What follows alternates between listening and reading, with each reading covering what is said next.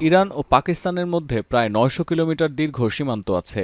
মুক্ত বাণিজ্য চুক্তির কারণে বিচ্ছিন্ন কিছু ঘটনা ছাড়া কয়েক দশক ধরেই কূটনৈতিক এবং সৌহার্দ্যপূর্ণ সম্পর্ক বজায় রেখেছে এই দুই দেশ। যদিও ১৩ জুন ইরানের ভূখণ্ডে ইসরায়েলি হামলার পর গেল ১৬ জুন থেকে অনির্দিষ্টকালের জন্য সীমান্ত বন্ধের ঘোষণা দেয় ইসলামাবাদ।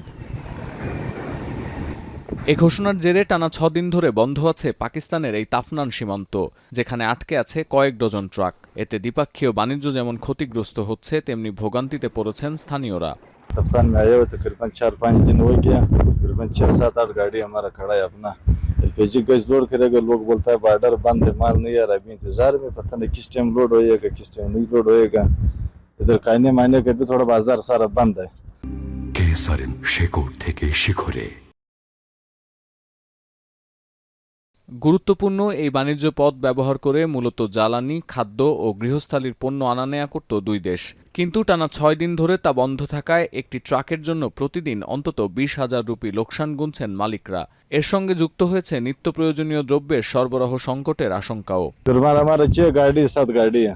20-20 हजार दिन को हमारा नुकसान है। एक तो डीजल नहीं मिल रहा है, महंगा हो गया। एक बोलता है बॉर्डर बंद है, गैस नहीं मिलता है, लोड नहीं मिलता है। बस इंतजार में खड़ा ही से पहला चक्कर में आया हुआ है। গেল ১৬ জুন থেকে তাফনানের 0 পয়েন্ট, করিডোর গেট ও এএফআই গেট তিনটিই বন্ধ আছে। স্থানীয়রা বলছেন পাকিস্তানি পাসপোর্টধারীরা ইরানে প্রবেশ করতে পারছেন না। শুধু ইরানের পাসপোর্ট যাদের আছে তারাই কেবল সীমান্তর কাছে যেতে পারবেন এবং ফিরে আসতে পারবেন।